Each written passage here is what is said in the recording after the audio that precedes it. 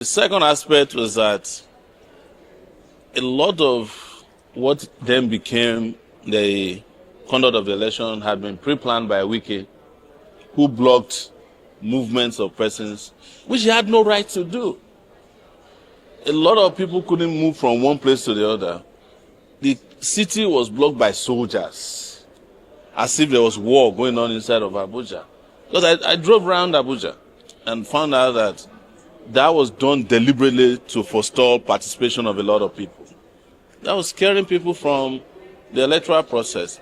The third aspect was that he had already bribed a lot of people, including some candidates of political parties, to step down for his own parties, because Wike did what I won't say is the unthinkable, but the most absurd thing.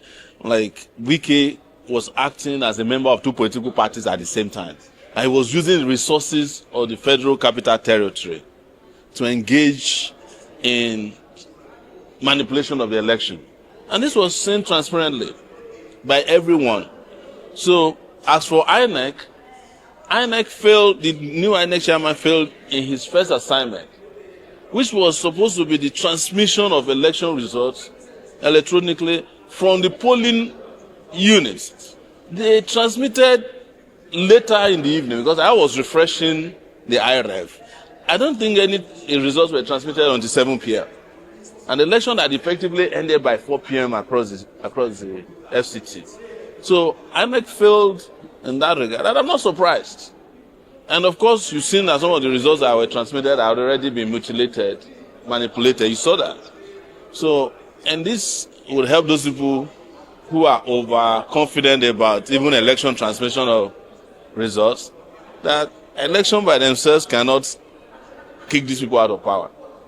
Well, sir, how will you describe the activities of the security operatives during the election process? Because there is a scenario that happened live in Kuje, which I was able to capture, whereby a civil defense officers and police officer came to where people were voting, shoot their gas and gun, and cast away election results where APC reduced. So how will you? But that's exactly what I'm saying. You are preaching to the choir. I told you I went around the city and I saw that the security agents who were supposed to be neutral were working for Wike. In that case, you can't even say they are working for APC. They are working for APC and PDP at the same time. I also heard that Wike had interest in some other political parties. It depends on who the candidate he was supporting was. He was an octopus in this election. And the security agents were given to him to do whatever he wanted to do with them. And they acted, as you said, you captured it. It wasn't me that captured it, it was media that captured it. You found them just behaving recklessly and with impunity in the FCT election. And they are jubilating as if they won an election, whereas they just got the people really upset. Now, you said election alone can't kick these politicians out of power. Yes. In your own opinion, what do you think can push these guys out? Revolution. I have never minced words about it. When you see us participate in electoral politics, it's because we want you to see if it works or not.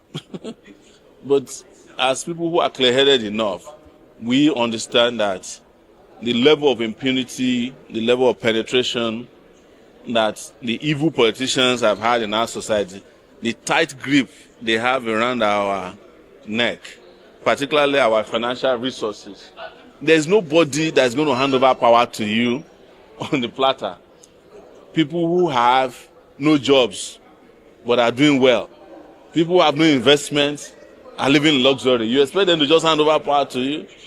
And our revolution is driven by the fact that the moment we take off their knees off our neck, we can redistribute our wealth and make children go to school in this country for free, have hospitals that work for all, and construct roads, not perpetually but on time, and catch up with the rest of the world. Not even the rest, catch up with our African brothers and sisters. Catch up with countries like Rwanda. Yeah, Now, going back, what we saw in this era past election in the FCT, What is your projection ahead of 2027? I have made it very clear that, just as I said in 2023, they are not planning an election. They are planning a selection. But the difference this time is that Tinubu doesn't want to rig the election the way they rigged in 2020. That was too brazen. So they want to rig before. So there will be a lot of scenarios put in place. And what they did in the FCT, if you calculate it properly, is a rehearsal of what will happen in 2027. So that they will minimize participation, bribe as many people as possible, empower the security agencies to go nuts and crazy, and ultimately, capture power the way they captured in 2023. But in a way that, the election observers will come and say, it's bad, but it's not really too bad. So what's your call to Nigerians?